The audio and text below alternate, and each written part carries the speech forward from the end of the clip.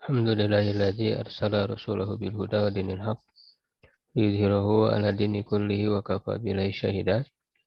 Asyhadu an la ilaha illallah wahdahu la syarikalah wa asyhadu anna Muhammadan abduhu wa rasuluh alladzi la nabiyya ba'dahu amma ba'du.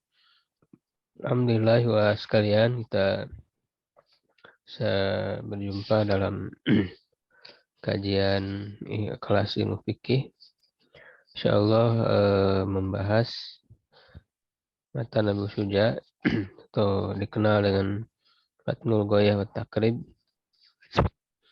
yang ditulis oleh Abu Syuja rahimahullah ta'ala dengan syarah Fathul Qorib dan Tadhib. Sebetulnya kajian matan Abu Syuja ini sudah berjalan ya sebelumnya. Sudah sekitar ada 40 pertemuan. Kita di kelas khusus ini memurojaah ya dari awal, tapi dengan penjelasan yang ringkas. Nanti selebihnya silakan ya peserta menyediakan waktu untuk menyimak secara lengkap penjelasan langsung ya dari kitab Fathul Qorib dan At-Tadhibnya. Kalau Fathul Qorib itu untuk memperjelas permasalahannya, sedangkan At-Tadhib itu berisi dalil-dalil inti ya dari setiap yang dibahas di matan Abu Syuja itu. Jadi dua syarah ini cukup melengkapi ya untuk pemula ya, insyaallah. Dan selebihnya nanti bisa sambil dibaca juga syarah-syarah yang lebih panjang ya, seperti yang direkomendasikan, yaitu syarah Khatib Asy-Syirbini itu ya, kitab Al-Iqna. Nah, itu sudah cukup lebih panjang ya penjelasannya. Atau bisa juga ditambah dengan penjelasan kitab Kifayatul Ahyar ya. Kalau Al-Iqna ini lebih mutamad ya di dalam mazhab Syafi'i ini. Itu Khatib Asy-Syirbini. Jadi syarah dari Khatib Asy-Syirbini ini memang beliau tulis tuh di akhir-akhir ya, karena sebelumnya beliau menulis kitab fikih yang panjang ya, seperti syarah dari Minhajul Thalibin ya, itu matan yang tamat ya, yang puncak ya, matan yang puncak dalam mazhab Syafi'i, Minhajul Thalibin yang ditulis oleh Imam Nawawi. Nah, itu disyarah oleh Khatib Asy-Syirbini ya dalam kitab Mughnil Muhtaj ya. Nah, jadi dari karya-karya beliau yang panjang lebar ya sebelumnya, lalu diberikan intisari ringkasannya ya dalam syarah beliau ya Al-Iqna ini terhadap matan Abu Syuja.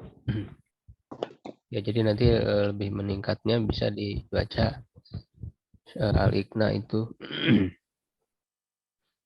Ya, baru setelah itu misalnya bisa mengkaji yang level berikutnya ya, setelah level matan Abu Syuja itu bisa nazom Zubad itu ya, matan Zubad atau Umdatus Salik ya. Baru setelah itu level tinggi Minhajul Thalibin ya, dengan syarah Khatib Asy-Syirbini dan dua syarah utama lainnya, yaitu Ibnu Hajar ya Al-Haytami dan Ar-Romli ya. Itu karena itu dua ulama yang jadi pegangan ya setelahnya. dalam mazhab Syafi'i. Tapi di penjelasan yang biasa saya jelaskan dalam pembahasan ini, ya kita tidak terpaku ke mazhab Syafi'i saja, tapi kita akan jelaskan ya bagaimana ya menurut mazhab Syafi'i, lalu dalil-dalilnya seperti apa. Ya setelah kita jelas, kita mengetahui ya dalam mazhab Syafi'i itu bagaimana, ya baru kita akan bandingkan ya dengan mazhab lain, perbandingan ya corona. Ya baru setelah itu ya mungkin ada ya pilihan-pilihan saya pribadi ya yang bisa saja berbeda gitu ya dari mazhab Syafi'i. Ya kalau para peserta ya dipersilahkan apakah mau mengikuti atau bagaimana, ya itu dikembalikan. Yang penting setelah kita tahu ya, kita paham bagaimana pendapat mereka, bagaimana pendalilannya, ya setelah itu dikembalikan kepada masing-masing ya untuk milih ke dalam hal apa pengamalannya ya. Gitu. Baik, kita baca kembali ya dari awal, insya Allah secara cepat untuk memahami inti-inti yang sudah kita bahas. Ya, nanti sambil bisa juga sambil dilihat ya syarah kalau yang sudah punya kitabnya, Fathul Qoribnya ya, At-Tadhibnya ya, sambil dibaca-baca, sambil juga nanti kalau ada waktu disimak ya video penjelasan yang lengkapnya. Nah, sambil didiskusikan, ditanyakan. Ya, karena kalau saya mengulang dari awal ini akan terlalu lama ya. Akan cukup lama ininya waktunya. Bismillah ya, Pak Jaya. Ya, Ustaz. Atau dari pembukaan dulu ya, coba Bismillahirrahmanirrahim. Mana Ustaz? Baca Ustaz. Pak Jaya dulu tadi, ini sudah siap. Oh ya. Nanti bergantian aja. Adal, Pak. Bismillahirrahmanirrahim.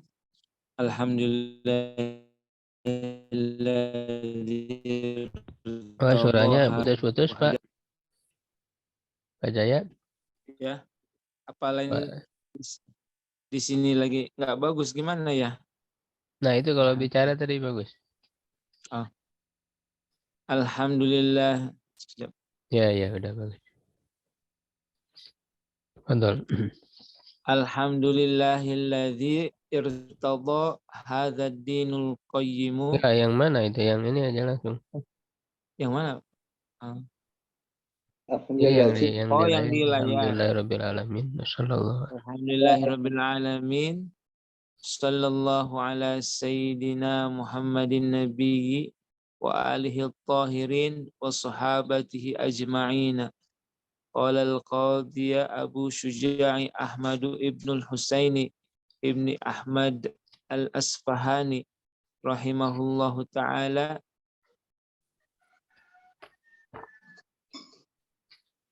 Ya, terus.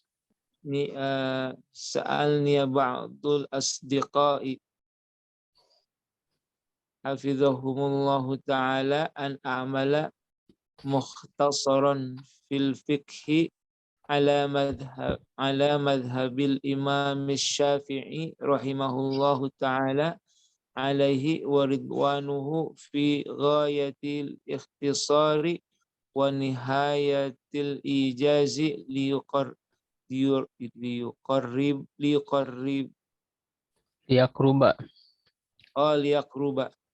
liyaqruba alal muta'alimi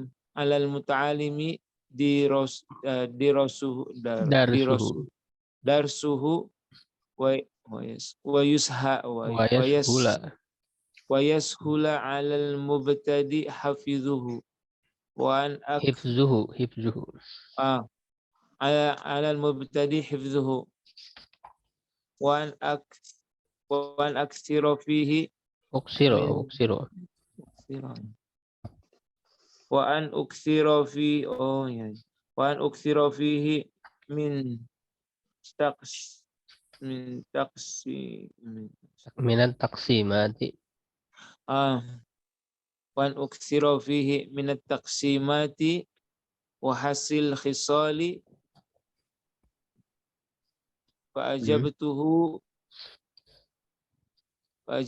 ila dhalika taliban li thawabi raghiban ila Allah ta'ala fi taufiqi lis-sawabi innahu ala ma yasha'u qadirun wa bi'ibadihi latifun khabirun. Ya, jadi ini qadimah ya yang ditulis oleh Abu Syuja. Beliau Ahmad bin Usaid bin Ahmad al-Asbahi rahimahullah ta'ala.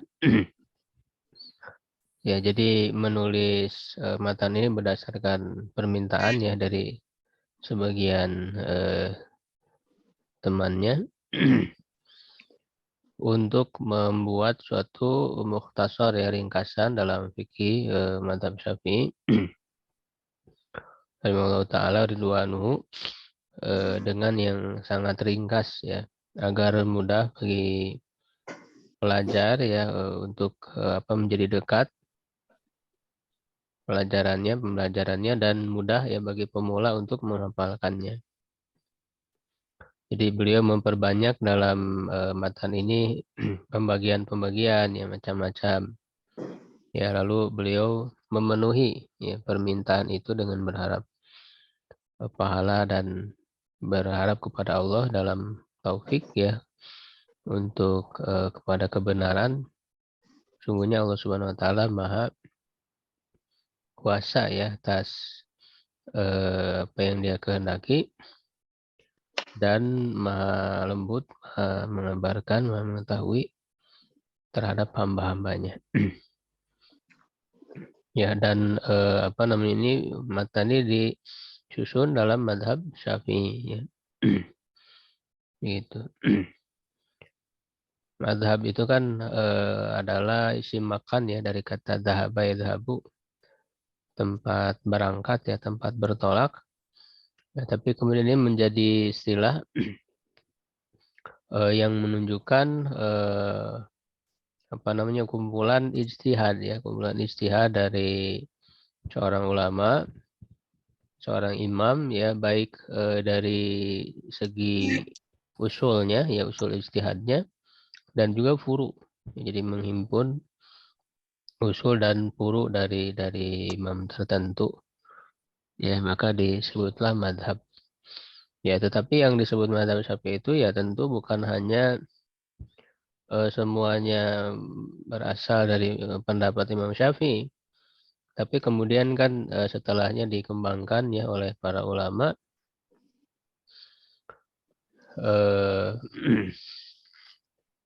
Para ulama-ulama setelahnya ya sesuai dengan usul-usul ijtihad yang dilakukan oleh Imam Syafi'i itu sendiri.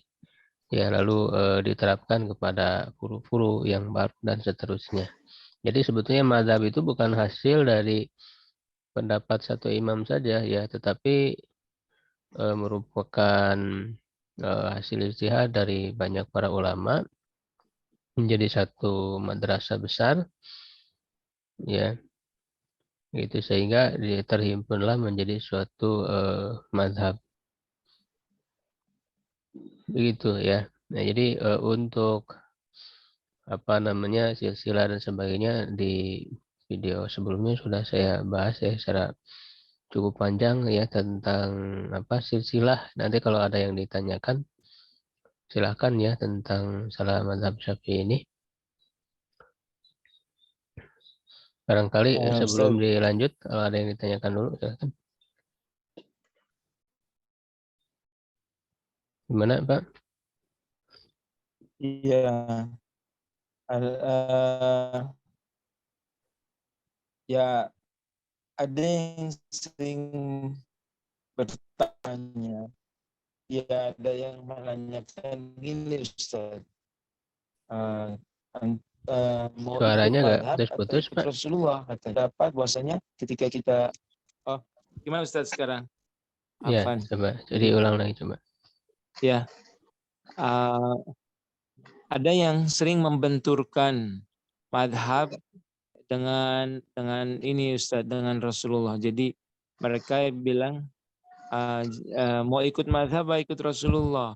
Jadi seolah mazhab itu sesuatu yang istilahnya jauh dari mengikuti tuntunan Rasulullah. Jadi seperti itu Ustaz. Ini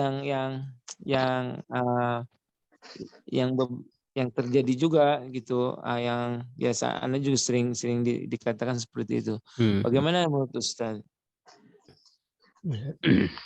Ya, jadi mazhab ini kan ijtihad ya. Jadi ijtihad itu adalah pada hal-hal yang memungkinkan untuk atau yang diperkenankan untuk berijtihad ya di dalamnya. Jadi pada hal-hal yang zonni, bukan pada hal-hal yang qat'i.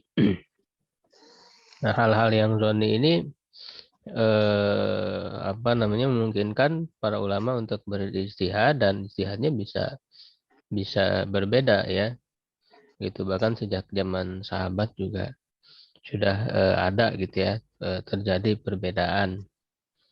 Begitu. Jadi karena perbedaan ijtihad ini, perbedaan metode memahami lalu melahirkan kesimpulan yang berbeda, ya semuanya kan dalam rangka sama-sama mengikuti Rasulullah SAW, gitu ya, sama-sama mengikuti Rasulullah SAW. Jadi tidak bisa dikatakan bahwa yang mengikuti mazhab ya dengan metodenya sendiri yang sudah diakui dan sudah diteliti oleh para ulama gitu ya, dari zaman ke zaman sampai sekarang masih terus gitu ya dikaji, digali ya, khususnya 4 mazhab ini, tidak bisa dikatakan bahwa itu menyelisih Rasulullah SAW ya, karena itu kan ijtihad ya, bagian dari ijtihad. Begitu. Hanya nanti dari hal-hal ijtihadiyah ini orang bisa mempelajari mana yang rajih dari yang marjuh, yang lebih kuat dari yang lemah. Itu kan bisa diteliti dari penerapan kaidah, termasuk juga ilmu hadis yang dikembangkan oleh para ulama gitu ya, dari sisi ilmu hadisnya. Karena memang di zaman mazhab itu kan kayak para ahli hadis seperti Imam Bukhari, Imam Muslim, dan yang lainnya setelahnya itu kan masa itu ada setelah 4 mazhab itu. Ya, jadi penelitian tentang hadis-hadisnya lebih ketat begitu ya. Jadi seringkali kita temukan dalam mazhab misalnya menggunakan hadis-hadis yang dhaif. Nah, itu kan adalah salah satu dalam kajian ilmu hadis, salah satu pertimbangan untuk memilih mana yang lebih kuat, rajih, dari yang marjuh. Jadi secara asal sebetulnya setiap orang kalau dia mampu untuk belajar memahami dalil, ya dia ya mengikuti apa yang rajih yang dia pahami. Ya tidak boleh kemudian fanatik ya. Artinya dia sudah tahu misalnya dalil yang kuatnya ini, tapi memaksakan untuk fanatik ke satu mazhab. Ya, jadi mungkin membenturkan tadi itu dalam makna itu, tapi saya kira bahasanya juga tidak tepat kalau dikatakan mau ikut mazhab atau mau ikut Rasulullah, karena mazhab juga berusaha gitu ya mengikuti Rasulullah. Ya, jadi kalau dikatakan seperti itu kan seakan-akan dalam hal yang qat'i gitu ya. Kalau dalam masalah zonni, masalah khilafiyah, maka tidak boleh dikatakan seperti itu. Bahkan para ulama membuat kaidah kan la inkaro gitu ya, fil masailil khilafiyah atau fil masailil ijtihadiyah. Tidak boleh ada pengingkaran. Begitu. Nah, hanya tadi masalahnya kita mungkin mengikuti mana yang rajih dari yang marjuh, bukan antara yang hak dengan batil. Jadi kalau masalah ijtihadiyah mesti ada ruang untuk berbeda gitu.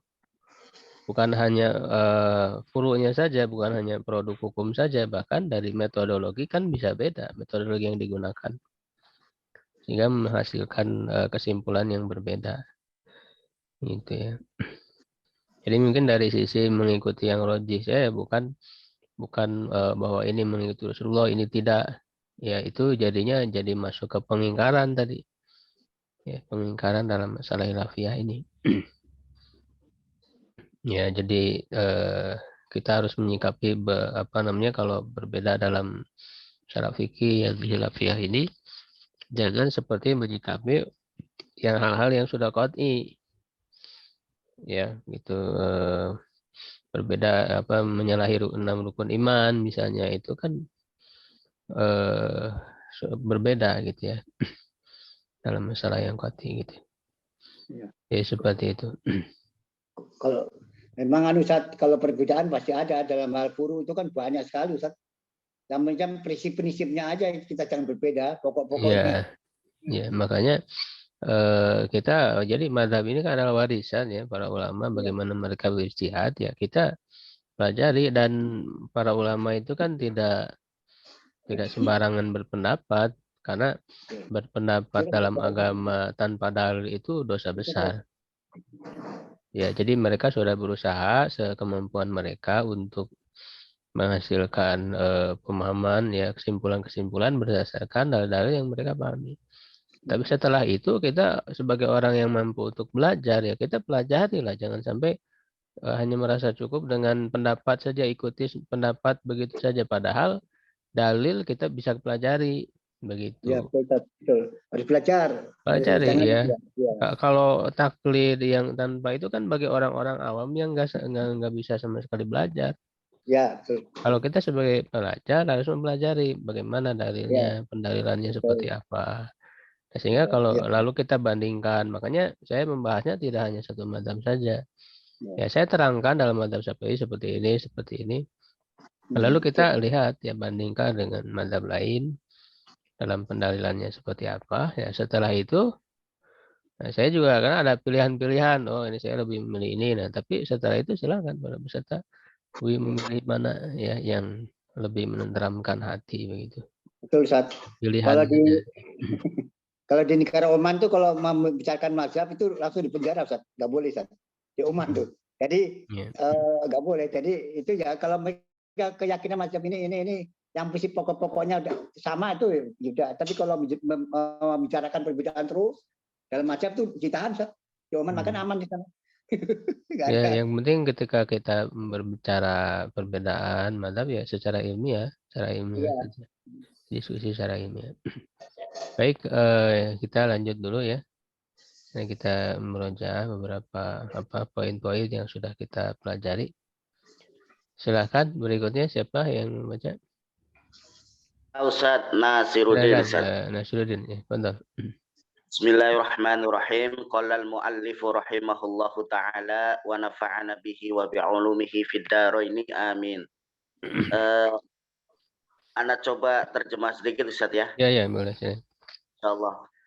Kitabut Thaharati bermula pasal tentang bersuci, kitab Thaharah, kitab tentang bersuci. Al-miyahu allati yazuzu biha at-tadhiru sab'u miyahin. Al-miyahu bermula air, allati yazuzu yang boleh, biha dengannya air tersebut, at-tadhiru yaitu digunakan untuk bersuci, sab'u miyahin itu ada 7 jenis air-airnya. Ma'us sama'i wujudnya air langit yakni air hujan. Wa ma'ul bahri dan yang kedua adalah air laut. Wa ma'un nahri dan yang ketiga yaitu air sungai. Wa ma'ul bi'ri yang keempat air sumur. Wa ma'ul aini dan mata air ya. Wa ma'us salji air salju. Wa ma'ul barodi air es. Summal miyahu kemudian air-air ala arba'ati aksamin ya. Air-air itu terbagi kepada empat bagian ya, 4 bagian. Tahirun yaitu air yang suci dan mensucikan.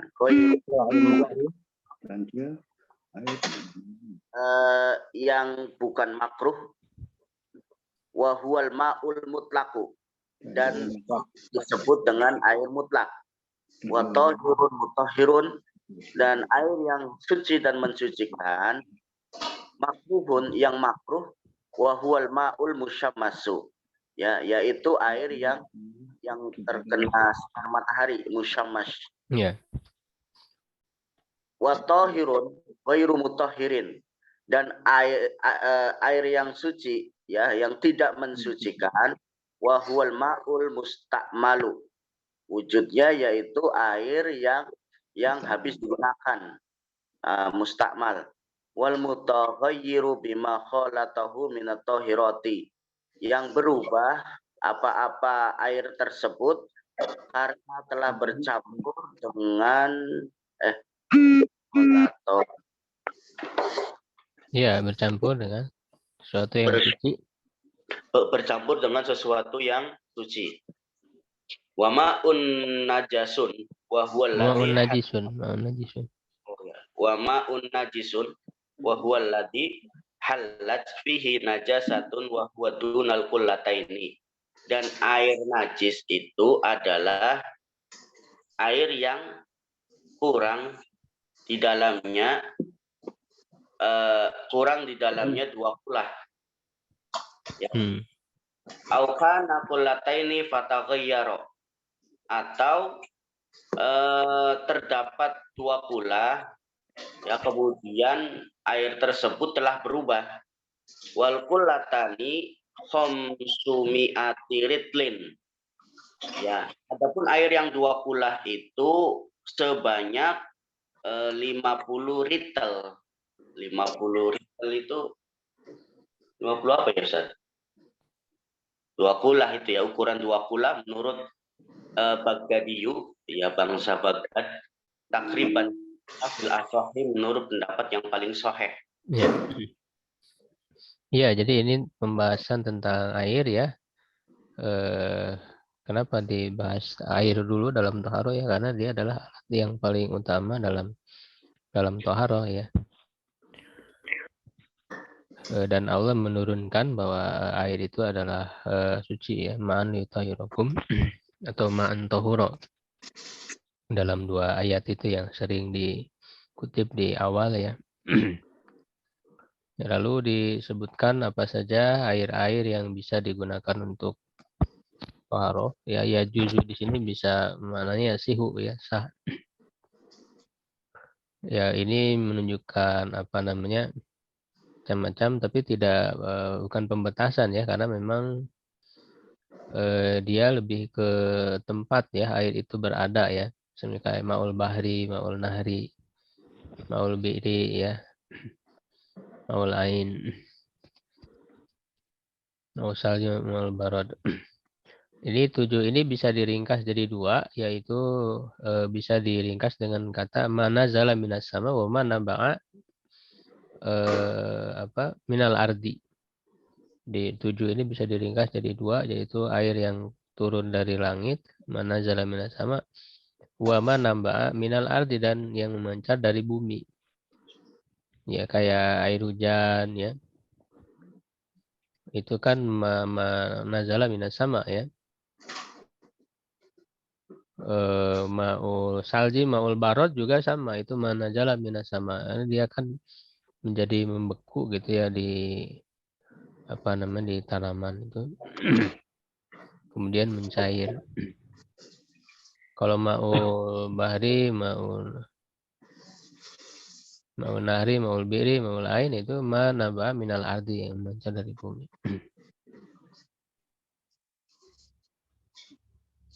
Ya, itu secara apa namanya, macam-macam, ya, keberadaan air. Nah, kalau berikutnya tentang hukumnya. Nah, dalam mazhab sini dibagi ada 4 macam, ya. Walaupun yang disepakati oleh semua ulama itu 3, yaitu tohir mutahhir, tohir goir mutahhir, dan najis. Jadi untuk 3 pembagian itu disepakati oleh semua ulama. Suci dan mensucikan, ya, suci tapi tidak mensucikan, dan najis. Nah, cuman berbeda dalam masalah rincian, ya, perinciannya itu berbeda. Ya, tahir mutahhir ghair makruh yaitu maul mutlak ya, air mutlak. Ya, artinya yang tidak terikat ghair muqayyad ya biqaidin lazim, dengan ikatan yang lazim. Ya. Kalau apa namanya, ikatan-ikatan tadi kayak maul bahri, maul nahri itu kan bukan ikatan yang lazim. Ya, kalau ikatan yang lazim itu misalnya air mawar ya, maul wardi misalnya. Ya, ya sudah berubah ya zatnya ya, tidak lagi murni gitu ya airnya itu. Nah, kemudian dalam mazhab Syafi'i ada yang disebut air musammas. Nah, ini air musammas ini merupakan mufradat mazhab Syafi'i ya, artinya hanya di mazhab Syafi'i saja air musammas ini, di mazhab lain tidak ada. Ya. Dan itu apa namanya, berdasarkan dalil apa namanya, kataan Umar bin Khattab gitu ya. Gitu. Dan oleh Imam Syafi'i dianggap sahih apa namanya, sanadnya. Tetapi kemudian diteliti lagi kan oleh para ulama ahli hadis ya, bahwa hadisnya ini tidak tidak sahih gitu ya. Dan di suatu tempat atau di suatu pernyataan Imam Syafi'i mengatakan bahwa aku memakruhkannya itu dari sisi kesehatan. Ya, walaupun setelah itu dikuatkan bahwa alasan kemakruhannya tetap syar'i, secara syar'i, bukan hanya sebatas irsyad ya, irsyad dari sisi kesehatan. Ya, air musammas ini. Sehingga seperti Imam Nawawi ya, pentahqiq dalam mazhab Syafi'i, beliau memilih tidak makruh musammas ini karena pertimbangan bahwa tadi ya hadisnya itu lemah. Kemudian juga kalau tadi pertimbangannya adalah karena masalah kesehatan bisa menimbulkan penyakit kusta, dan itu ternyata dari si ilmu kedokteran pun tidak apa namanya, tidak meyakinkan gitu. Ya. Tapi memang yang kemudian muktamad dia digunakan memang ya ini apa, mazhab Syafi'i, air musammas itu makruh ya. Cuman ada syaratnya sebetulnya. Kemakruhan air musammas itu dia apa, airnya itu ada di tempat apa namanya, wadah yang bisa dibentuk ya, bisa dibentuk ya, kayak misalnya apa, tembaga kayak gitu ya, bisa dibentuk, bisa diketuk gitu ya, bisa sehingga dikhawatirkan dia muncul karat-karat gitu ya, zuhuma yang bisa bercampur ke air gitu ya, selain dari emas dan perak ya. Jadi kalau emas dan perak tidak gitu ya, tapi kemudian penggunaannya tetap haram karena dengan hadis yang lain ya, hukum yang lain. Kemudian juga di negeri yang panas ya, dan di saat panas-panasnya gitu, dan digunakannya saat panas-panasnya itu. Jadi ada syarat-syaratnya ya untuk air musammas ini. Kemudian suci tidak mensucikan, di sini ada dua ya, ada air mustamal dan ada air yang termasuki oleh sesuatu yang suci. Ya, ya, sesuatu yang suci yang apa, bercampur yang secara dominan merubah gitu ya kemurnian air itu. Kalau misalnya dicampurinya tidak tidak menghilangkan kemurnian air gitu, hanya sedikit misalnya. Nah, itu tidak mengapa ya, dia masih thahir mutahhir. Gitu. Karena patokan thahir mutahhir itu tadi air mutlak, ya air masih murni. Itu ketika termasuki oleh suatu yang suci tidak menghilangkan kemurnian air, itu tidak masalah. Ya, air mustakmal ya itu yang sudah dipakai ya untuk toharoh, baik toharoh dari hadas ataupun toharoh dari najis. Ya, jadi yang berjatuhan dari anggota wudhu, bukan. Jadi makna air mustakmal itu bukan yang tersisa di wadah gitu ya, tapi yang berjatuhan. Ya, kalau berjatuhannya ke wadah ya berarti wadah yang ada di wadah juga termasuk mustakmal gitu ya. Kemudian air yang najis, nah dalam mazhab Syafi'i ini dibedakan antara air yang sedikit dan air yang banyak. Kalau air yang sedikit itu di bawah 2 kula. Ini sama dengan mazhab Hanbali. Ya, jadi kalau yang sedikit di bawah 2 kula termasukin najis walaupun tidak berubah dia jadi najis. Ya, kalau 2 kula atau lebih termasukin najis selama tidak berubah tidak jadi najis. Ya. Sedangkan dalam mazhab lain, mazhab Hanafi dibedakan juga sedikit banyak, hanya ukurannya kalau dalam mazhab Hanafi itu air disebut banyak kalau ketika ujung digerakkan itu pergerakannya tidak sampai ke ujung yang berikutnya. Ya, atau kata Muhammad bin Hasan Asy-Syaibani ukurannya itu asyratu adru'in fi asyrati adru'in. Jadi 10 hasta ya, 10 hasta. 1 hasta itu kan dari ujung jari ke siku ya. 10 hasta baik lebarnya, panjangnya, dalamnya. Itu sangat banyak, terlalu banyak. Sedangkan 2 kulah itu kan di sini 500 liter dan ini juga sebetulnya takriban ya, tidak tahqiqon ya. Karena itu sama dengan yaitu perhitungan dari Imam Syafi'i sendiri ya, itu kira-kira ya ada disebut kirbah kirbah dan syai'an. Nah, syai'annya itu dijadikan sebagai setengah gitu ya. Ya, sebagai setengah. Jadi 1 kulah itu mencakup 2 kirbah dan syai'an wa syai'an. Nah, syai'annya itu dijadikan setengah jadi 2 setengah. Sehingga kalau 2 kula berarti 5 gitu ya, 5 kirbah, dan 5 kirbah ini sama dengan 500 liter Baghdadi. Ya, kalau hitungan lainnya kalau dilihat dari jarak ya, kalau misalnya wadahnya itu persegi 4 ya, seperti dijelaskan oleh Khatib Syirbini ya dalam syarahnya Al-Iqna'nya, yaitu 1 hasta 1/4 hasta. Jadi 1 hasta ditambah 1/4-nya. Baik panjang, lebar ya, kedalaman, yaitu ukuran segitu. Kalau diukurkan sekarang itu sekitar 204 kg. Ya, 204 kg. Ya, nah sedangkan dalam mazhab Malik, nah ini yang berbeda. Mazhab Malik itu enggak dibedakan baik sedikit atau banyak ya.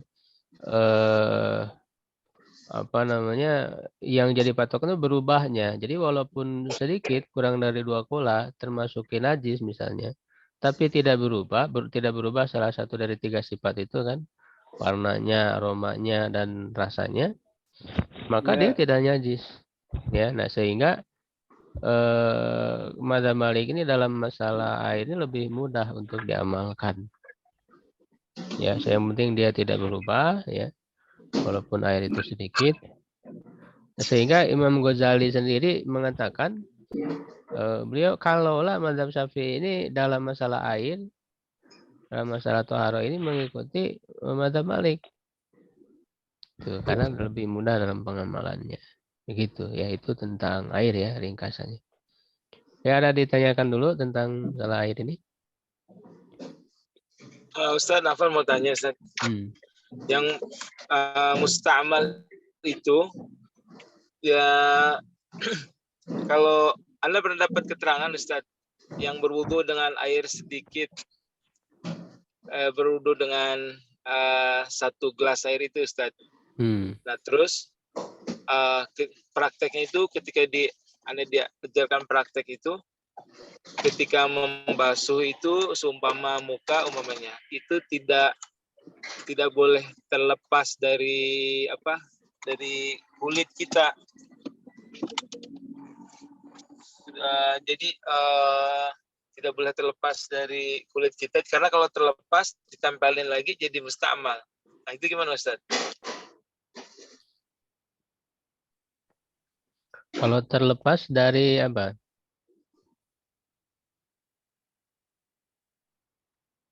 Yang terlepas maksudnya apanya? Tangannya atau apa? Airnya? Tangannya, Ustaz. Jadi ketika ngebasuh ke muka itu, tangan itu nggak boleh terlepas. Jadi gosok-gosok muka itu harus tetap nempel gitu. Gimana, Ustaz?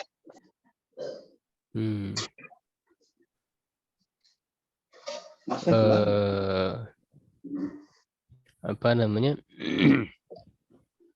Enggak ya, sebetulnya karena yang selama air itu masih di satu anggota badan, satu anggota wudhu, maka dia tidak mustakmal. Itu nggak ada jelas ya, ada penjelasannya di syarah itu. Jadi madama mau ya selama air itu masih di satu anggota badan, ya dia tidak disebut tidak dianggap sebagai mustakmal. Begitu. Kecuali kalau sudah habis dari wajah gitu ya, lalu ditampung lagi, lalu dipakai ke anggota wudhu yang lain, baru itu mustakmal.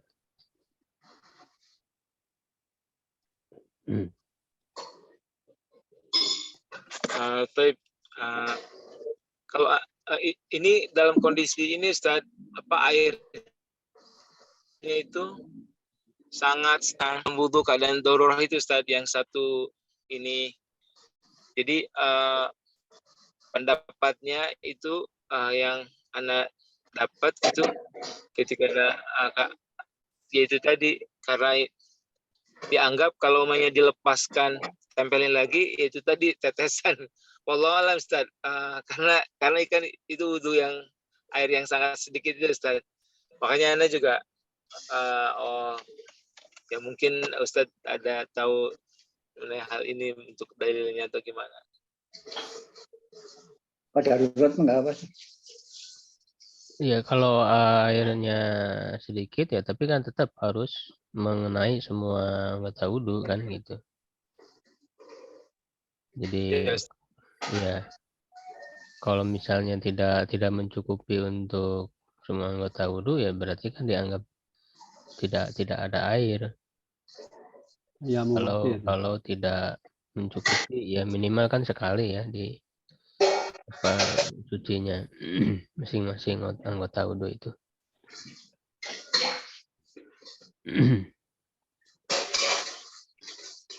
Yang lain barangkali masih ada yang ditanyakan tentang kalau air. Ini masalah Ustaz,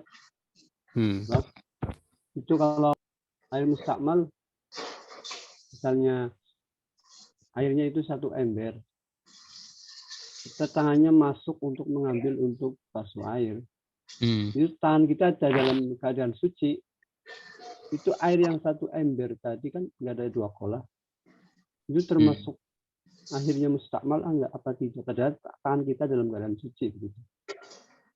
Mustakmal itu kan bukan oleh najis, Pak. Jadi mustakmal itu oleh karena sudah dipakai untuk toharoh, baik hadas atau najis. Itu ya dalam madzhab Syafi'i gitu ya. Kalau yang madzhab lain sih tidak, seperti madzhab Malik tetap sah aja gitu ya. Walaupun mustakmal, hanya kalau dalam madzhab Malik itu kenanya dia makruh. Makruh itu dalam arti ya jijik aja gitu orang menggunakannya. Jadi tetap sah ya kalau dalam madzhab Malik itu. Kalau dalam madzhab Syafi'i dianggap tidak sah. Nah, ketika di ember itu makanya di dalam madzhab Syafi'i itu dibedakan, kita langsung wudhu di ember itu lalu airnya kembali ya ke ember sehingga itu mustakmal, ya Nah, supaya tidak jadi mustakmal, kita niat pada saat tangan kita ke air di ember itu belum langsung wudhu, tapi baru menciduk. Ya, dengan niat menciduk air dari ember, lalu setelah keluar ya dari ember, kita niatkan pakai untuk berwudhu. Jadi belum langsung berwudhu di situ. Jadi dibedakannya dengan niatul iqtirob ya dari ember itu, sehingga air yang di ember tadi tidak mustamal. Nah, itu jadi dalam mazhab Syafi'i dibedakan ya antara, padahal kan secara praktik bisa aja sama gitu ya kelihatannya.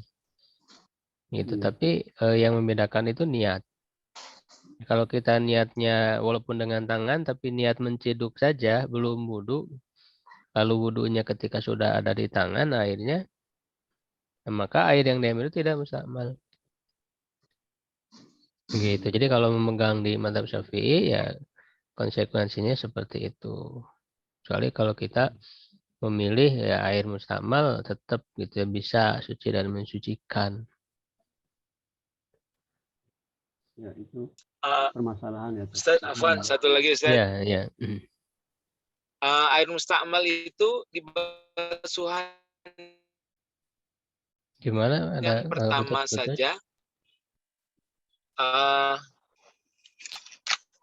Gimana Ya, Ustaz sekarang suaranya? ya, ya. Air mustakmal itu dibasuh dari bekas air yang basuhan pertama. Kan kalau mazhab Syafi'i kan yang pertama tuh jadi wajib, yang kedua Ya, ketiga ya. kan sunnah. Sama, yang Maksudnya lain juga sama, mustakmal mazhab lain juga sama. yang kedua ketiganya yang terkena bekas air yang kedua ketiganya atau 1, 2, 3 atau hanya basuhan yang pertama saja Ya, yang jadi yang mustakmal dimasukkan itu kategori mustakmal. untuk toharo yang wajib. Nah, itu makanya dalam mazhab saya itu dibedakan ya. Jadi kalau bekas toharo yang wajib jadi mustakmal, tapi kalau bekas toharo yang sunnah tidak. Ya, sehingga kalau basuhan yang kedua, basuhan yang ketiga itu kan sunnah. Karena yang wajibnya kan sekali. Yang pertama. Ya. Jadi sehingga kalau air bekas basuhan yang kedua, yang ketiga itu tidak mustakmal. Karena mustakmal itu bifardit toharo ya, dengan toharo yang wajib. Itu makanya dibedakan walaupun sama-sama bekas. Nah, ini yang kadang kurang jadi Allah alam ya, kurang konsisten gitu. Tapi ya seperti itulah gitu ya di mazhab Syafi'i, kalau kita mengamalkan ya seperti itu.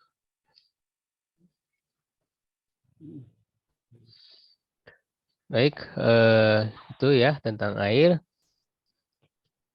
Jadi lanjut dulu atau saya ada ini pertanyaan tentang air.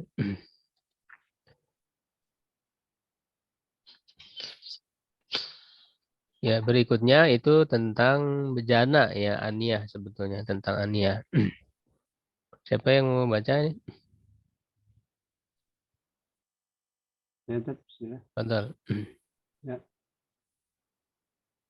Dari Faslun. Faslun apa? Iya, ya, wajuludul maitati. Faslun ya. Hmm. Faslun wajuludul maitati tathuru bittibahi illa jildal kalbi wal khinziri wa ma tawallada minhuma aw min ahadihima wa azmul maitati wa sya'ruha najisun illa al-adamiyya. Faslun wala yajusul isti'malu awani zahabi wal fiddati wa yajuzu isti'malu ghairihima minal awani. Faslun usiwaku Ya udah sampai situ, itu bejana ya, tentang bejana. Tadi untuk mustakmal itu, dalam air mustakmal dalam mazhab Syafi'i itu kan dalil bahwa dia itu suci tapi tidak mensucikan ya, suci karena memang pernah digunakan untuk kebutuhan ya, tidak haram ya dalam penggunaan untuk kebutuhan sehari-hari. dan tidak dianggap tidak suci, ghair mutahhir, karena para sahabat ya di zaman Rasulullah SAW tidak diceritakan mereka menampung kembali ya bekas yang digunakan ya, baik bekas wudhu, bekas mandi ya, tidak diceritakan ditampung lagi airnya gitu ya. Itu menunjukkan tidak mensucikan. Nah, itu dalil dari air mustamal itu dalam mazhab Syafi'i. Nah, kemudian tentang bejana ya, ini dibahas tentang wadah ya yang menjadi tempat air ya, kaitannya kan dia menjadi tempat air.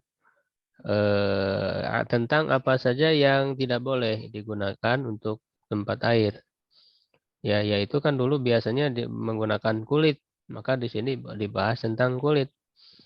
Itu dulu maitati, kulit bangkai ya.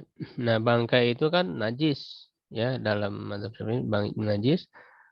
Dia suci dengan cara disamak, kecuali kulit anjing dan kulit babi. Ya, karena dalam keadaan hidupnya saja najis, ya maka kematian, apalagi mati gitu ya, tidak bisa disucikan. Ya, dan kalau yang lahir dari keduanya atau dari salah satu keduanya.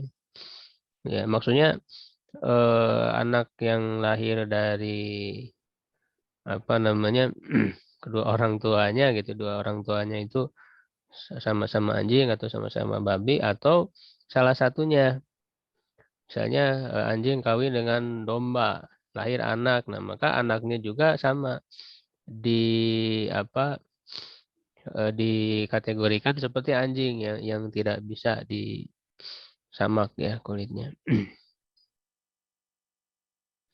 Ya, lalu tulang ya dari bangkai, rambutnya juga najis.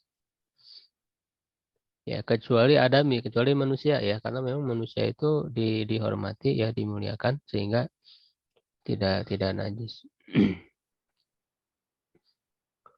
Nah, kemudian juga tidak boleh menggunakan bejana emas dan perak. Ya, sebenarnya dalilnya kias karena yang disebut dalam hadis itu kan yang tidak boleh adalah makan dan minum. La taqulu fi ainati dzahabi wal fiddati ya wala tashrabu. Ya, jadi yang dilarang itu makan minum, sedangkan penggunaan lain itu tidak ada nas secara jelas.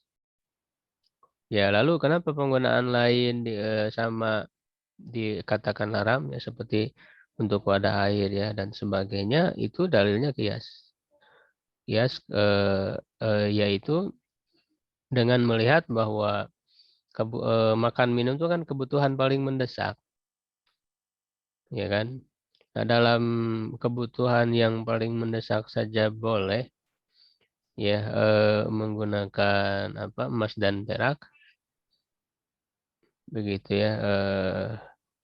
Apalagi penggunaan yang lain gitu.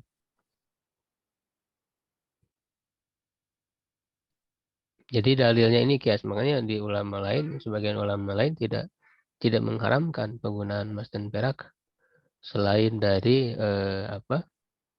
makan minum ya, kecuali untuk perhiasan ya, perhiasan kan ada dijadikan perhiasan bagi laki-laki ya, laki-laki memakai emas ya, itu ada larangan. Ya, itu tentang masalah aniyah ya, bejana. Berikutnya tentang siwak. Wasiwaku mustahabun fi kulli halin illa ba'da zawali shaim. Siwak itu dianjurkan pada setiap keadaan kecuali setelah tergelincir matahari ya, condong ke barat bagi orang yang saum. Nah, ini juga keususan ya dalam mazhab Syafi'i. Jadi Imam Syafi'i langsung ya beristihad berdasarkan apa namanya hadis la khulufu fami syaim itu. Bau mulut orang yang saum ya kan itu lebih harum ya di sisi Allah daripada minyak kasturi. Diambil dari hadis itu bahwa khulub itu kan adalah ya yang ada di mulut itu. Jadi kalau misalnya digosok ya bersihkan dengan siwak, nah itu dianggap tidak ada holubnya itu. Ya, itu pendalilan dalam mazhab Syafi'i. Dan di hadis lainnya itu disebut kata masa ya, masa di waktu sore. Nah, masa itu hitungannya setelah zawal itu ya, sehingga di sini dikatakan ila ba'da zawal. Itu di At-Tadhib ada ya, ini dibaca ya tentang dalil-dalilnya. Kitab At-Tadhib. Bagi orang yang saum saja. Walaupun para ulama lain tidak ya, tidak memakruhkannya. Ada bantahan-bantahannya. Di tiga kondisi itu lebih dianjurkan, itu ketika berubahnya mulut ya, misalnya dari azmin, ya azmin itu maknanya sukut tawil ya, diam yang panjang ya, atau waghairi dan yang lainnya ya, seperti makan minum, kemudian bangun tidur dan ketika hendak sholat. Ya itu kan dalilnya jelas ya, untuk ketika mau sholat atau ketika setiap wudhu. Laula an asyqa itu ala ummati la amatum bisiwak ya inda kulli wudu'in inda kulli sholatin. Itu ada hadisnya jelas.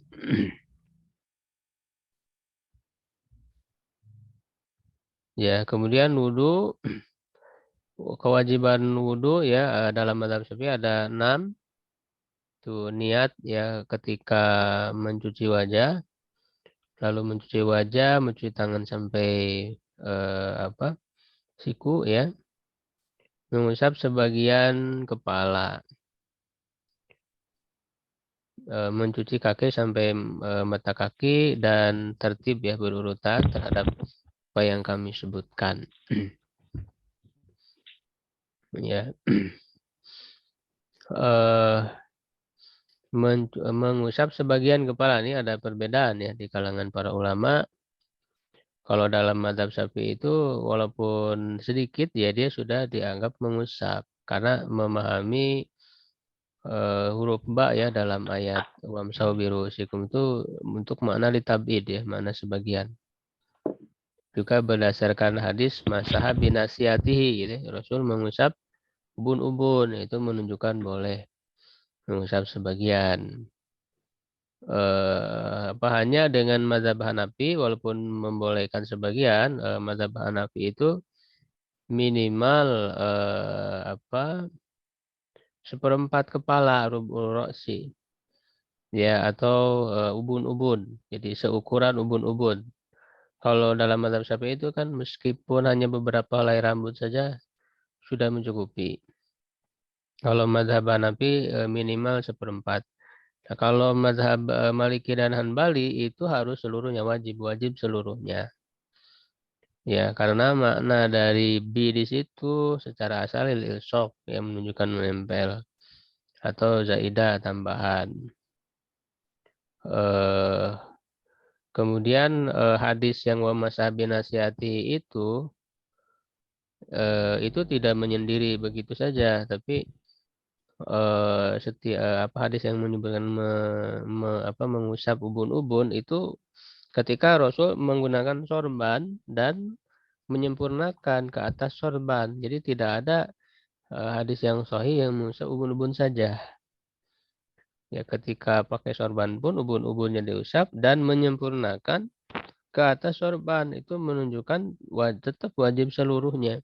Kemudian dilihat dari praktek Nabi juga Rasul mengusap seluruhnya.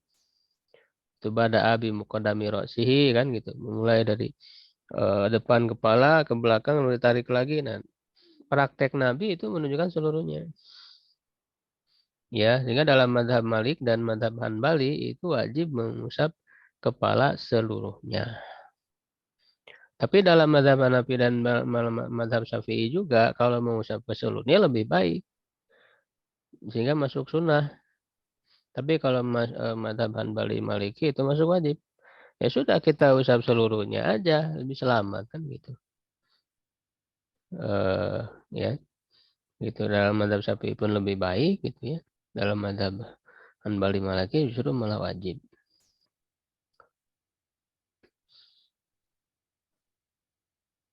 Sunnahnya ada membaca basmalah, mencuci dua telapak tangan ya sebelum masukkan ke bejana ya, masukkan kedua tangan ke bejana, lalu berkumur-kumur dan masukkan air ke hidung. Nah, ini ada perbedaan pendapat. Kalau dalam mazhab Hanbali itu justru wajib. Kalau dalam mazhab lain tidak. Karena dianggap madmano dan istinsyak ini termasuk wajah. Ya, itu dalam mazhab Hanbali, dalam mazhab Syafi'i dan yang lainnya tidak termasuk sunnah. Itu yang lebih kuat insyaallah. Mengusap seluruh kepala tadi kan, jadi mengusap seluruh kepala dikategorikan sunnah. Mengusap kedua telinga ya, yang zahirnya dan yang batin dengan air yang baru ya. Dengan air yang baru ini istihad saja sebetulnya, karena menganggap kalau dengan air yang baru kan berarti lebih banyak airnya. Kemudian kalau kita lihat hadis langsung dari Nabi itu kan dia langsung ya, gitu, dari mengusap kepala lalu nyambung ke mengusap telinga gitu. Menyela-nyela jenggot ya yang lebat, ini masuk sunnah. Apa namanya, kalau jenggotnya tidak lebat ya itu kan harus nyampe gitu airnya ke apa, ke pangkalnya. Kemudian menyela-nyela jari tangan dan kaki. Ya, ini untuk lebih apa namanya, menguatkan saja. Walaupun kita sudah yakin bahwa air itu masuk gitu ke sela-sela jari kaki atau tangan ya. Tapi kita menyela-nyela lagi dengan tangan kita ya, itu untuk lebih menguatkan. Tapi kalau misalnya yakin ya air itu belum masuk ke sela-sela jari, harus dengan tangan ya, di sela-sela, maka menyela-nyela jari itu wajib, bukan sunnah. Kalau hanya dengan menyela jari, nyela-nyela jari itu air bisa sampai gitu. Jadi kalau misalnya dia sudah sampai tanpa menyela-nyela, maka menyela-nyelanya jadi sunnah. Itu. Mendahulukan yang kanan dari yang kiri ya, toharo 3 kali lalu mualat. Nah, mualat ini dalam mazhab Syafi'i dia kategorikan sunnah ya. Mualat itu artinya antara satu anggota wudhu dengan yang lainnya secara bersambung ya, tidak ada jeda ya, tidak ada jeda ya. Sedangkan dalam mazhab lain ya ada yang mengkategorikan wajib mualat itu. Nah, toharo salasan 3 dalam mazhab Syafi'i juga mengkategorikan mengusap kepala itu disunahkan juga sampai 3, tapi dalilnya menggunakan dalil umum. Tawaduk, karena ada hadis sahih ya, tawaduk marotan, tawaduk marotain, tawaduk salasan. Nah, cuman secara khususnya kalau kita lihat hadis-hadis ya, kalau yang anggota yang lain-lainnya memang ada secara jelas mencuci tangan ya salasan marotin. Tapi untuk mengusap kepala itu tidak ada. Mengusap kepala itu tidak disebutkan satu hadis yang sahih mengusap kepala 3 kali, itu enggak ada dalil khususnya. Justru ada dalil khusus yang jelas menyebutkan wa masaha bi ra'sihi wahidatan. Mengusap kepala 1 kali. Gitu. Sehingga ada yang berpendapat bahwa mengusap kepala itu hanya sekali saja, tidak boleh lebih dari sekali. Ya, kalau dalam mazhab Syafi'i ini dalilnya dalil umum saja. Kalau dalil khusus mengusap kepalanya enggak ada. Justru yang ada hanya sekali saja. Tidak pernah disebut 3 kali mengusap kepala itu. Gitu ya.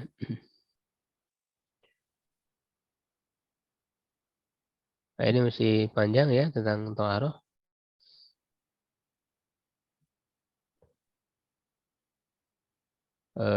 Istinja insya Allah gampang ya memahaminya, dia wajib. dari kencing atau buang air besar, dan afdolnya ya dengan batu lalu diikuti oleh air. Kalau ingin salah satunya ya berarti dengan air saja. Kalau batu saja minimal tiga batu yang bisa mensucikan ya, tempat yang terkena najisnya itu ya. Apa dari terkena apa namanya kotorannya itu. Dan 3 batu itu kan walaupun tidak tiga, walaupun satu batu, tapi ada apa 3 sisi gitu yang bisa digunakan 3 kali. Ya, tidak menghadap ke kiblat atau membelakanginya di tempat yang terbuka ya, syahro. Kalau di tempat tertutup berarti tidak mengapa. Karena memang ada dalil yang menunjukkan hal itu. Rasul dalam tempat tertutup yang dibangun secara khusus untuk toilet, yaitu kan pernah ya tidak sengaja ya Abdullah bin Umar itu melihat Rasulullah SAW itu menghadap kiblat ya di bangunan tertentu. Ya, tidak kencing dan buang air di air yang tergenang, di bawah pohon yang berbuah, di jalanan, di tempat bernaung, di tempat lubang binatang ya suqbi. Dan tidak berbicara ini adab-adabnya ya, adab-adabnya. Tidak berbicara saat kencing dan buang air, dan sedangkan yang tidak menghadap matahari, bulan, dan tidak membuang ini tidak ada dalilnya yang dijelaskan oleh para pensyarah. Tidak menghadap ke matahari, bulan, ini tidak ada ini dalilnya, sehingga tidak mu'tamad itu.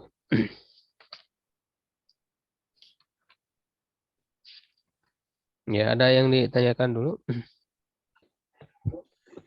Ustaz, Kalau itu masalah kalau yang tisu itu mualaf, Ustaz, Ya, silakan Pak Cahaya. untuk tisu itu dia itu sudah disepakati sebagai pengganti batu ya Ustaz, tisu. Penggunaan tisu. Penggunaan tisu ya.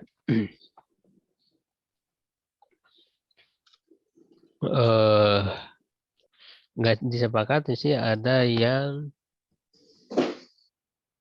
terbatas ya kepada apa yang disebutkan saja. Ada juga yang membolehkan, memang ada perbedaan juga. Ya, ada perbedaan ya. Jadi apakah toharo dari najis ini sesuatu yang makul makna atau gair makul makna? Jadi kalau makul makna hanya menggunakan apa yang diterangkan saja gitu ya. Nah, ada yang mengatakan makul makna, ya artinya bisa dipahami maknanya. Artinya najis itu kan bisa terlihat ya, dan tujuannya ada dihilangkan. Nah, maka apapun, barang apapun, benda apapun yang bisa menghilangkan najis ya maka bisa digunakan. Memang tidak disepakati ada perbedaan. kalau masalah mualaf, Ustaz, Ya. Karena ini Ustaz, untuk berwudu itu, halo? Kalau masalah Ya, mualaf, Pak Jaya tadi diselesaikan dulu, masih ada kaitannya. iya, karena ini Ustaz, anak pernah tinggal di Timur Tengah itu, kalau di gurun itu nggak ada batu Ustaz, yang ada debu semuanya, pasir halus itu. Jadi dulu waktu tinggal di sana itu memang nggak ada batu gitu, dan ya karena kan pasirnya pasir lembut gitu. Ya. Jadi ketika dalam kondisi seperti itu memang juga nggak ada air gitu Ustaz. Jadi kalaupun kita bawa air ya air dari galon aqua saja kalau lagi safar. Kalau nggak ada ya persiapannya kita bawa tisu gitu Ustaz. Ya, ya. Iya, kalau saya sendiri sih lebih menguatkan boleh ya pakai tisu, karena tadi toharo dari najis itu makul makna, bisa dipahami. Artinya selama najis itu bisa dihilangkan dengan benda apapun ya termasuk tisu, maka boleh gitu. Darurat Dan juga itu boleh, juga banyak dikuatkan oleh para ulama. Hah? Apalagi dalam keadaan darurat yang boleh saja, Ustaz. Iya.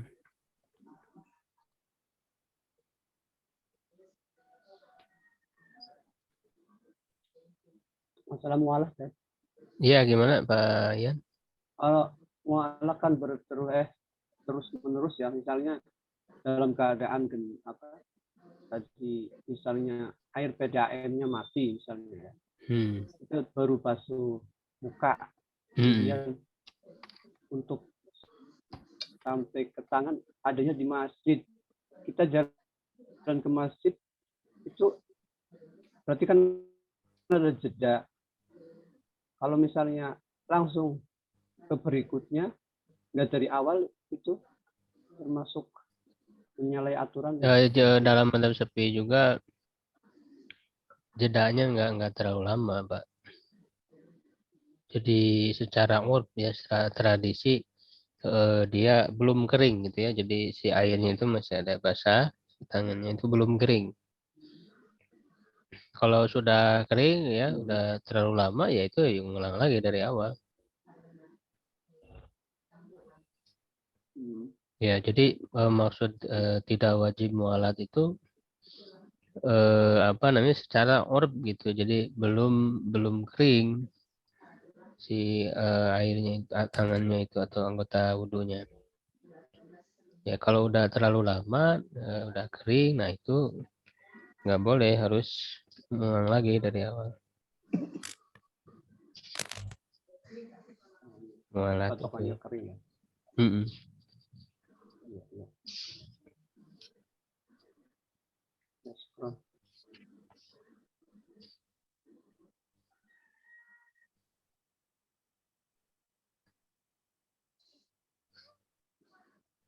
Ini sedikit lagi ya tentang pembatal wudhu, ada 6, keluar dari 2 lubang, belakang depan dan belakang ya. Itu disepakati ya oleh semua, itu karena hadas. Lalu tidur yang tidak dalam kondisi yang tidak tegak ya, artinya berkemungkinan keluar angin gitu ya. Ya ada kemungkinan ya. Misalnya duduknya tidak tegak gitu ya, atau sambil berbaring. Nah, itu kan ghair hayatil mutamakin. Tidur dalam kondisi seperti itu. Ini dalam mazhab Syafi'i ya, jadi ada perbedaan ya, apakah tidur itu membatalkan atau tidak. Ya, lalu juga tadi ada membedakannya seperti apa. Itu juga ada perbedaan. Nah, kalau dalam mazhab Syafi'i ukurannya adalah mutamakin atau tidak gitu ya tidurnya. Hilangnya akal baik dengan mabuk atau dengan sakit. Lalu menyentuh laki-laki perempuan yang bukan mahram tanpa penghalang. Nah, ini juga hilaf ya, perbedaan pendapat, yaitu memahami ayat atau lamastumun nisa itu. Apakah lamastum di situ maknanya menyentuh ataukah jima?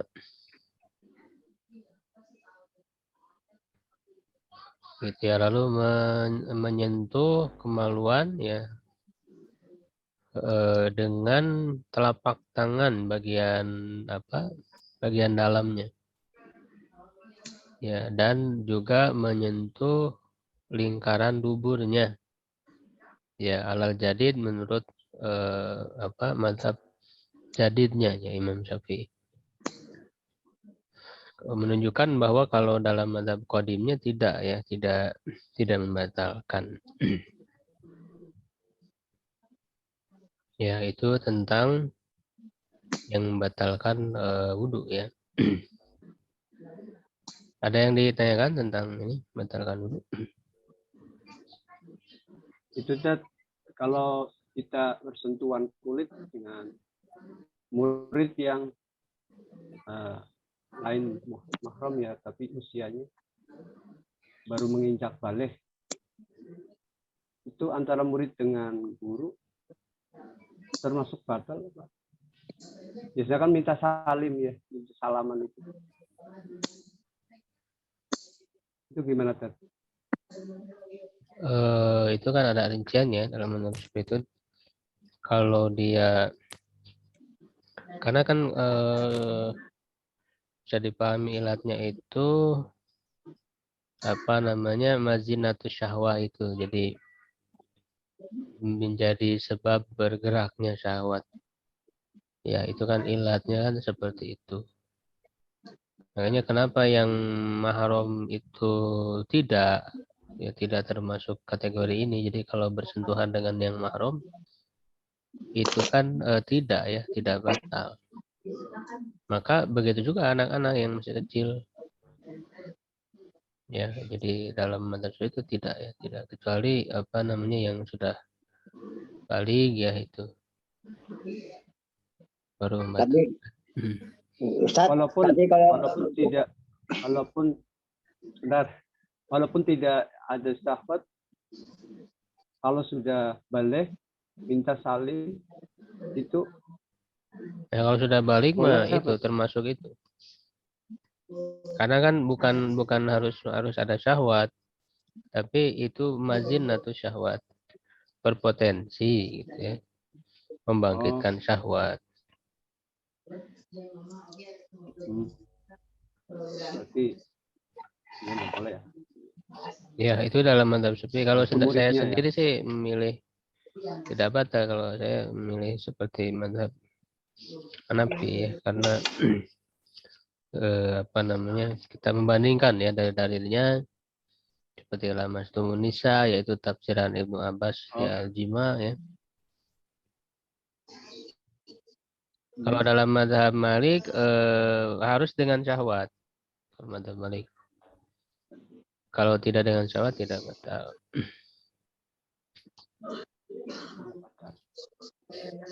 Ya, dalam mazhab Syafi'i itu memang lebih ketat ya, lebih ketat, lebih berhati-hati dalam masalah toharoh itu ya. Sehingga nanti kesulit juga ketika tawaf. Tawaf kan harus toharoh ya, harus. Iya, itu kan Ustaz.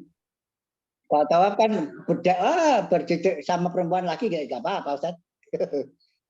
Depet-depetan. Iya, sehingga kan nanti wudunya jauh kan, wudu lagi jauh. Iya. Semua kan begitu. Iya. Wah, pakai pisan Ustaz, berdepet-depetan ya. Iya, sehingga dalam mazhab Syafi'i itu ketat, hati-hati, tapi pada akhirnya kadang menyulitkan dalam pengamalannya. Gitu, dalam pengamalannya sulit. Makanya kita bisa meneliti kembali, bisa memilih istihad baru yang lebih sesuai dengan. Kalau ingin berpegang apa namanya kepada apa yang dipegang Imam Syafi'i ya dengan kehati-hatiannya, ya silakan. Kalau memang tidak merasa berat. Begitu. Tapi kalau misalnya kita sudah paham berarti dari dalam dalilnya, satu masalah kemudian kita bisa gimana? Berarti kalau dalam satu masalah kita bisa ambil dari beberapa mazhab ya, Chef ya? Ya nggak masalah, karena imam mazhab sendiri tidak memaksakan harus mengikuti satu mazhab terus. Ya, gitu. Jadi kondisi-kondisi tertentu. Para ulama juga tidak ada karena yang harus diikuti sepenuhnya itu Rasul, tidak ada. Para ulama itu kan tidak ada yang harus diikuti dalam segala hal, apalagi kita mengikutinya berdasarkan dalil yang kita pahami. Begitu. Ya, jadi ijtihad itu masih terbuka ya, dengan memahami dalil gitu ya.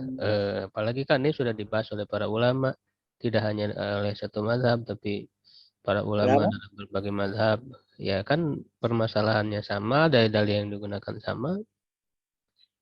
Ya, usul-usulnya juga sudah banyak dibahas. Ya, sehingga kita memilih yang lebih mudah ya, karena memang prinsip syariat itu memudahkan. Yuridullahu bikumul yusra wala yuridu bikumul usra. Ya, jadi berdasarkan pertimbangan dalil, misalnya lalu pertimbangan kemudahan dalam pengamalannya. ya itu bisa ya kita memilih itu. Iya, iya. Ya, Jadi, istilahnya kondisional ya Tat ya. iya. Jadi kadang ada anak yang mau cium tangan, kan dia bukan muhrim ya, dia minta aja. Rasul. Kalau belum Kita balik kan nggak memiliki- masalah, tapi kalau udah balik ya itu. Selain itu jadi haram juga kan hukumnya. Iya, iya.